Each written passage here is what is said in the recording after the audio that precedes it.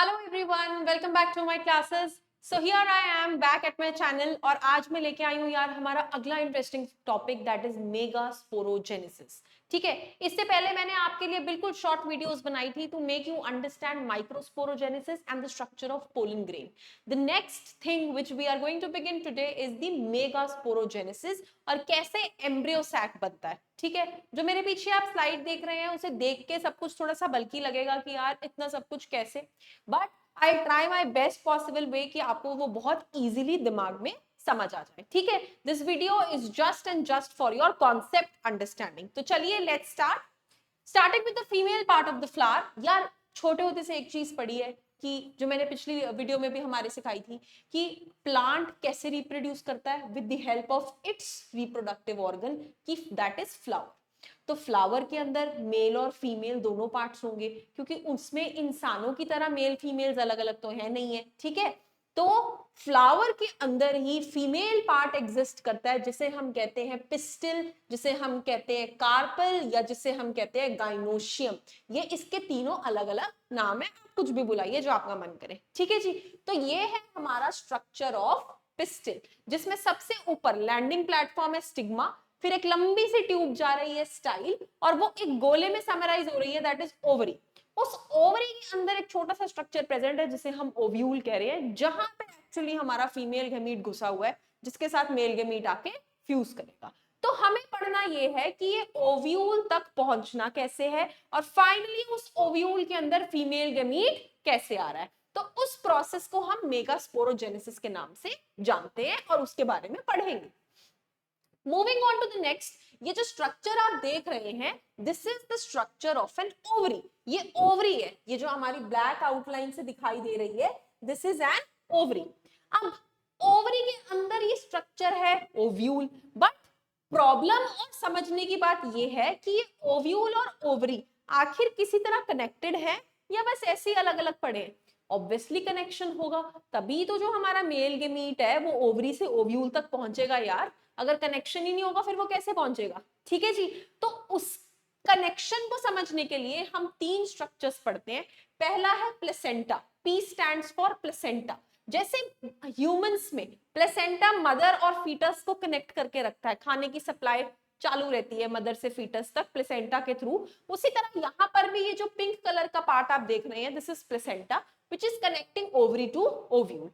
अब placenta ovary और ovule को कनेक्ट तो कर रहा है लेकिन उसके साथ दो छोटे छोटे स्ट्रक्चर और है that is funicle and hilum.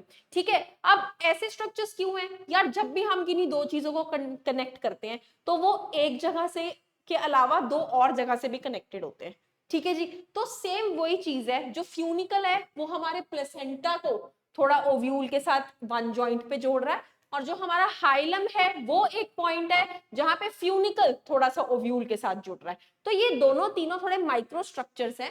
Pink colour में प्लेसेंटा है हमारा, ग्रीन कलर में फ्यूनिकल है और ये ऊपर वाले ग्रीन कलर में हाइलम है। So these are nothing but just adjoining structures जो किसको कनेक्ट कर रहे हैं, जो बेसिकली ओवरी को ओव्यूल से कनेक्ट कर रहे हैं। लेकिन जब प्लेसेंटा आगे और थोड़ा सा जुड़ रहा है ओव्यूल्स को तो फ्यूनिकल और हाइलम दो और स्पॉट्स आ गए। ठीक है, जहां पे एक जगह प्लेसेंटा ओव्यूल के बीच में कनेक्शन बन रहा है और एक जगह फ्यूनिकल और ओव्यूल के बीच में कनेक्शन बन रहा है। ठीक है, तो इसे याद करने के लिए आप ये शॉर्ट फॉर्म्स में ऐसे याद रख सकते हैं कि placenta connecting ovary and ovule, funicle connecting placenta and ovary ovule sorry, and hilum connecting funicle and ovule. Last part सब में ओव्यूल ही है क्योंकि हमें जाना तो आखिर ओव्यूल तक ही है। ये तो सिर्फ एडजॉइनिंग पार्ट्स है जो उसको मदद कर रहे हैं किसे, ओवरी को ओव्यूल तक पहुंचने में। ठीक है जी, ये हमारी सेकंड चीज थी जो इतने बड़े डायग्राम में थोड़ा हमें समझाई हुई है। अब चलते हैं ओव्यूल के अंदर। ओव्यूल कहता है मैं अकेला नहीं रहूंगा, मुझे कवरिंग दो, मेरे अंदर फीमेल के मीट है, मेरी थोड़ी सी पहचान बनाओ। तो इसीलिए हमने ओव्यूल को कवरिंग करने के लिए उसके आजू बाजू ऐसे पत्ते लगा दिए जिसको बोला हमने इंटेगमेंट्स, जिसको हमने नाम दिया इंटेगमेंट्स। अब इंटेगमेंट्स ओव्यूल को कवर जरूर कर रहे हैं लेकिन उन्होंने एक जगह से उसे खाली छोड़ दिया। क्यों? क्योंकि वो कह रहा है अरे यार सब जगह से तुझे कवर कर दूंगा तो मेल गेमीट कहां से तेरे अंदर एंटर करेगा। ठीक है जी, तो जिस जगह में वो एंटर नहीं कर, जिस जगह को खाली छोड़ा हुआ है इंटेगमेंट्स ने ओव्यूल के कवर्स ने, उस जगह को हम बोलते हैं माइक्रोपाइल या फिर micropylar end of the ovule. Whereas जहां पे वो कंप्लीटली कवर्ड है उसे कहते हैं चलाजल एंड या फिर chalazal end of the ovule. ठीक है, सो इस तरह भी आप समझ सकते हैं कि जहां इंटेगमेंट्स एब्सेंट है वो माइक्रोपाइल है और जहां इंटेगमेंट्स प्रेजेंट है वहां चलाजा है। और इंटेगमेंट्स कौन है? कवर, जो ओव्यूल ने जबरदस्ती अपने ऊपर चढ़वा दिए। ठीक है जी, once we are clear with the naming of the ovule के बाहर के structures, now we need to know कि ओव्यूल के अंदर आखिर है क्या। सो ओव्यूल के अंदर खूब सारे सेल्स भरे पड़े हैं and they are forming nucellus. तो उसके अंदर के सेल्स का नाम हो गया न्यूसेलर सेल्स। अब ऐसे नाम क्यों है? क्योंकि बेटा जी इसके अंदर जितने सेल्स हैं ये सब परमानेंट है। मतलब जो 9th में हमने पढ़ा था ना कि मेरिस्टेमेटिक सेल्स तो आगे आगे डिवाइड करते रहते हैं और फिर एक एज आती है जब वो परमानेंट हो जाते हैं और कहते हैं अब हम कोई काम नहीं करेंगे। ठीक है जी, बट तो यहाँ पर वही चीज है, पूरा फ्लावर बन चुका है यार, काम थोड़ी करते रहेंगे, तो all these are permanent cells. But अब क्या बनाना है? बनाना है हमें फीमेल गेमीट। गेमीट बनाने के लिए हमें हेप्लॉइड स्ट्रक्चर चाहिए। अब जब भी हमें गेमीट बनाना है और वो हेप्लॉइड है तो उसके लिए करनी पड़ेगी हमें मियोसिस। तो सेल डिवीजन तो होनी ही पड़ेगी, लेकिन स्ट्रक्चर तो परमानेंट है, तो सेल डिवीजन कैसे करें? तो न्यूसेलस ने खाया थोड़ा तरस और अपने ही एक सेल को डिफरेंशिएट करके बना दिया मेगास्पोर मदर सेल। ठीक है जी, एक सेल, सिर्फ उसने अपना एक सेल दान दिया कि चलो तुम इतना कह रहे हो कि फीमेल के मीट बनाना है तो मैं तुम्हें एक सेल दे रहा हूं, अब उसी एक सेल को देख लो तुम्हें क्या करना है। ठीक है जी, तो one cell differentiates further to form megaspore mother cell. इसका भी short form MMC, microspore mother cell के जैसा है, तो मदर ही है ना, तभी तो आगे बच्चे को जन्म देगी। लेकिन इसकी डिप्लॉइडी 2m ही है अभी, क्योंकि अभी मियोसिस हुई नहीं है, लेकिन क्योंकि अब मदर बन गई है तो इट विल अंडरगो मियोसिस। तो ये फटाफट से मियोसिस करेगी और बना देगी 4 मेगास्पोर्स। ध्यान दीजिए, मेगास्पोर्स, अभी मेल गेमीट नहीं बना है, मेगास्पोर बने हैं। ठीक है जी, तो मेगास्पोर आगे फर्दर 4 में से 3 तो डीजेनरेट हो जाएंगे। कह रहे यार हमें पसंद नहीं आया, क्या हम तो परमानेंट सही बैठे थे, तुमने जबरदस्ती हमें डिफरेंशिएट करा दिया। लेकिन एक ने बोला कि तुमने मेरे ऊपर इतनी मेहनत करी तो ठीक है, मैं तुम्हारे फीमेल गेमीट को जन्म दे दूंगा। तो एक फंक्शनल मेगास्पोर हमारा आगे फर्दर डिवाइड करेगा और बनाएगा फीमेल गेमीट। और जो स्ट्रक्चर वो बनाएगा जिसके अंदर फीमेल गेमीट प्रेजेंट होगा उसे हम कहेंगे एम्ब्रियो सैक, क्योंकि आगे जाके वहीं पे बच्चा बड़ा होगा, just like uterus of humans. ठीक है जी, तो मेगास्पोर टेट्राएड की जो एक फंक्शनल मेगास्पोर बचा, आगे हमारे गेमीटोफाइट की, आगे फीमेल गेमीट की, सबकी डिप्लॉइडी क्या रहेगी? हेप्लॉइड, क्योंकि ये सब कब फॉर्म हुए हैं? मियोसिस के बाद। डन जी। चलिए, अब क्वेश्चन ये है कि फंक्शनल मेगास्पोर अपने अंदर फीमेल गेमीट को बनाते कैसे है? तुरंत बना दिया इजीली? नहीं नहीं, वो कह रहा है तुमने बेशक मेहनत करी, तुम बेशक डिफरेंशिएट हुए, ठीक है, लेकिन मैं भी आगे अब अपनी पूरी डिविजन्स करूंगा। ठीक है जी, तो वो एक फंक्शनल मेगास्पोर अंडरगो करेगा माइटोसिस। और ध्यान रखिए, माइटोसिस कौन सी? Free nuclear division.